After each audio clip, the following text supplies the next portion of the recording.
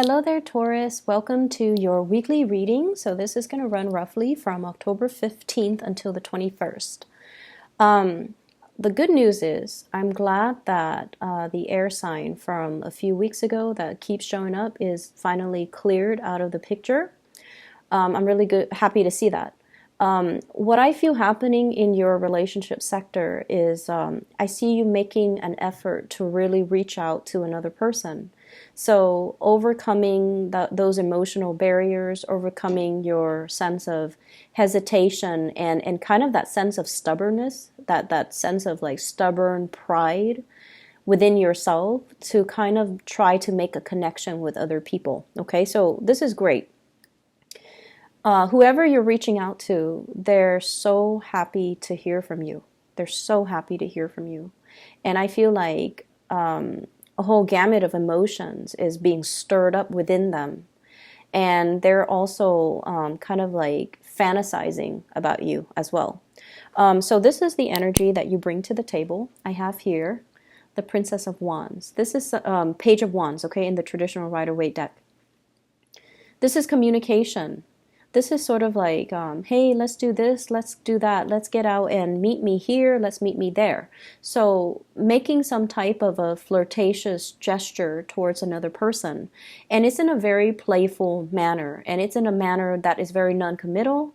And I feel like you're communicating with somebody and testing the waters as to how do they feel about me? What are they up to? Are they single? Are they in a relationship? Let me test out the waters. So I feel like for many of you, you're reaching out to a person and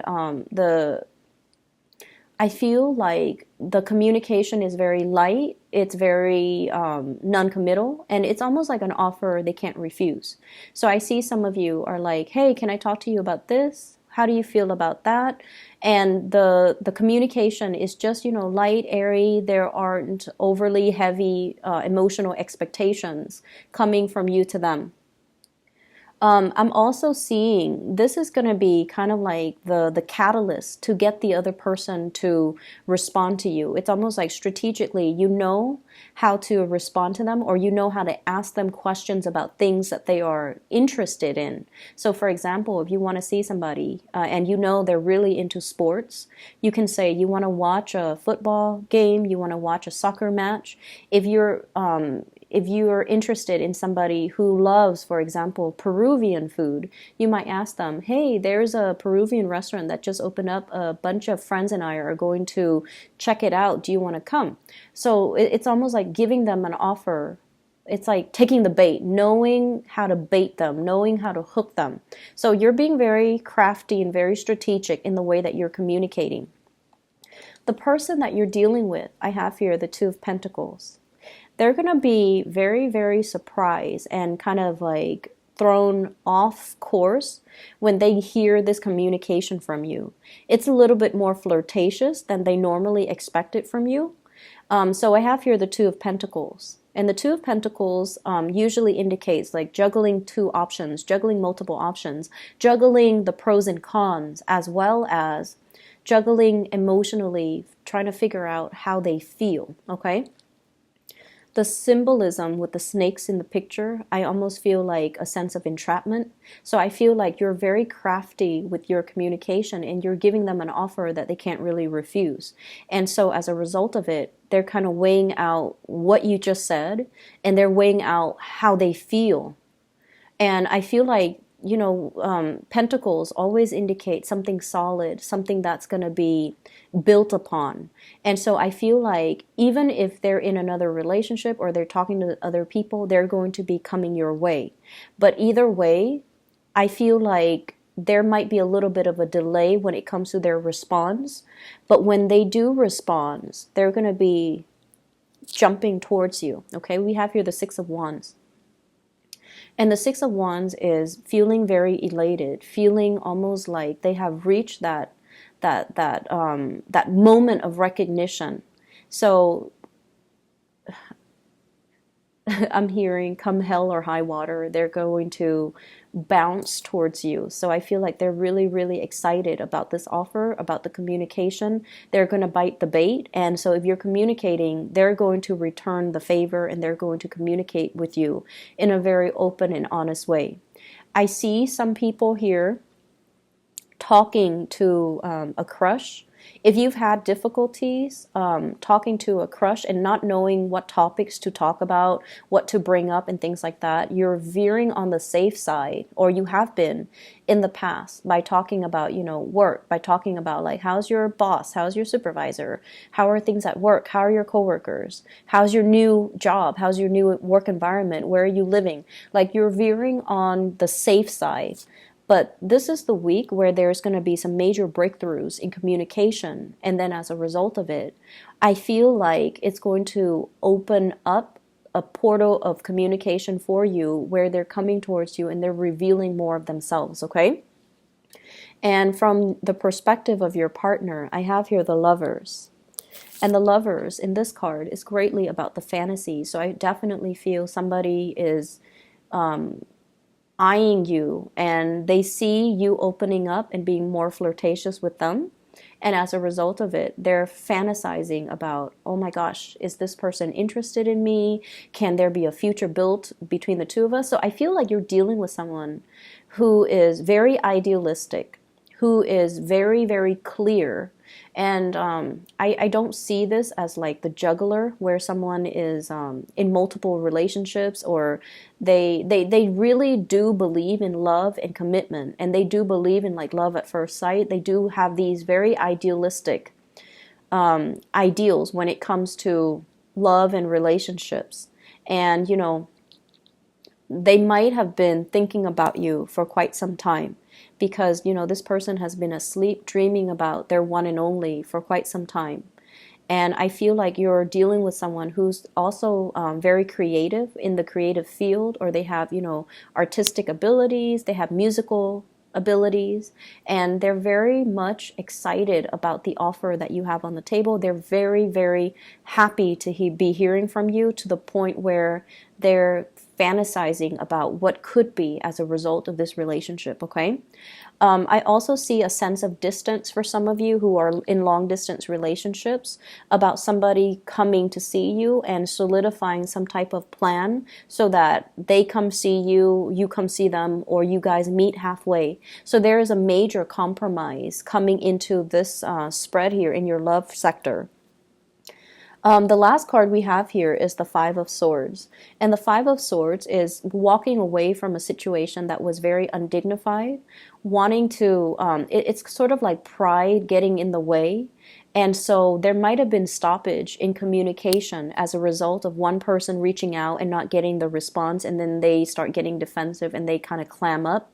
So I feel like the energy for you this week is all about playfulness, lightheartedness, communicating in a way where it expresses how you feel by putting your walls down, by not, letting this defensive energy coming in between the communication.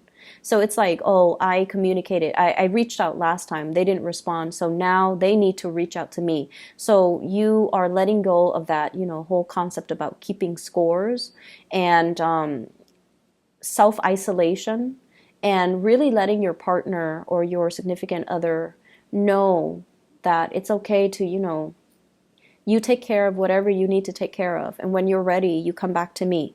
So I see like a bridging of that emotional distance happening between you and them.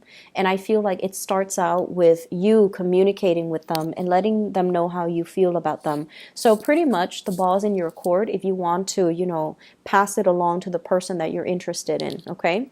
So I still see a very strong air sign vibe here with this spread. Aquarius, Gemini in particular, and Libra, so sun, moon, or rising, they might have, a lot of air in their chart. They might not be someone who is overly emotional, but I feel like they're very enthusiastic. So you know what they like and you know what they don't like. And so, for example, that they like, for example, Peruvian food. Like they like sporting matches. That they are athletic. and you know that they like, for example, a specific type of movie from a specific era. And so you know all these things about them, but for whatever reason in the past, you don't really ask them about these things. Like, why do you like these things? And so this is the week where you are strategizing to ask them to get them to be a little bit more, to get them a little bit riled up so that they talk to you about their dreams, their aspirations, and they talk to you about things that they're passionate about. So there is definitely breakthrough in communication coming through to allow you to kind of meet halfway. Meet somebody halfway, somebody that you're interested in, because they're coming at you in a very enthusiastic manner, because you communicate with them in a manner that is appropriate to get this person to respond the way you want, okay? In other areas of your life, when I was shuffling out this bottom spread here, I almost feel like, first of all, favoritism. It's the big word that came out when I was shuffling. And I feel like what it denotes is, we all have our biases. We all have our favorites, okay? For those of you who are in some type of a teaching profession, you always have certain kids that you like more than others. You also have, certain kids that are troublemakers, right? And if you're dealing with children in general, if you're dealing with people who are younger, if you're managing a team, there will always be people that you like and people that you don't like. But trying to show more of a poker face, even if you don't like somebody, so that you can help them to, become a better person, so that you can help them reach their full potential. And so they're saying here, work towards a common purpose. Finding and emphasizing the good traits about the other person rather than dwelling on the negative traits that they embody is really going to help you in dealing with the people that you don't like, especially if you are in charge of, in control of their work environment, in control of their professional development. That's going to go a lot further for you, and it's going to show the fact that you're very unbiased, and it's going to show the fact that you're able to shape and mold people, and even the people that you don't like, okay? So I feel like letting your defenses down, and especially dwelling on the positive traits about somebody, will help you kind of get along with them and to help you develop them so that you can strengthen their weaknesses. Does that make sense? I see a lot of people here working with children, and I see a lot of people grading, performance evaluations, professional development, and you're giving somebody a score. And I feel like naturally you have people that you like, but I feel like you're not seeing them in their full spectrum. You're only seeing a very select few. It's like you're seeing, you have this window into their personality, into their psyche. And I feel like once your opinion is made up about a specific person, this so-and-so is, has a big ego, so-and-so is controlling, so-and-so is a gossip. Once you have already made up your mind, it's really, really hard for you to reform and reshape your opinion. And so my advice is, don't judge too quickly. And I'm seeing a lot of judgment from this card, and I'm also seeing like premature judgment will not only be detrimental to that professional relationship, but it can also affect who you give the projects to, who you take under your wings, okay? So be careful about that. The other message that I'm seeing here as well is let people learn to do things themselves, okay? The ability for you to learn to delegate, the ability for you to entrust other people with responsibilities, with the mindset that I train them well, so they should be able to do it themselves. And they should be able to do it without, with minimal supervision, so that you're not hoarding all the responsibilities and taking care of everything. So learning to delegate, so you're not wearing yourself out, and also putting yourself in a position where you are trusting that other people will do it right, okay? So I see a big need here for perfectionism. I see a big need here to get things done right. And I feel like you might not trust that other people can do things the way that you want. So you take it upon yourself, and you should give yourself a little bit more credit. I see work being really, really busy for this week. I see many of you are wrapping things up. And I feel like whatever you have been waiting on that has been stalled, where you couldn't move forward with projects, with work endeavors, those things are going to start to clear up. And as a result of it, there's a lot on your plate. So learning to delegate is going to be the smarter solution for this week. Okay? I hope the reading is helpful for you, Taurus, and take care of yourself, okay? I'll be back next week. So take it easy this week and, try to delegate responsibilities and trust that other people will do it right, okay? Take care of yourself.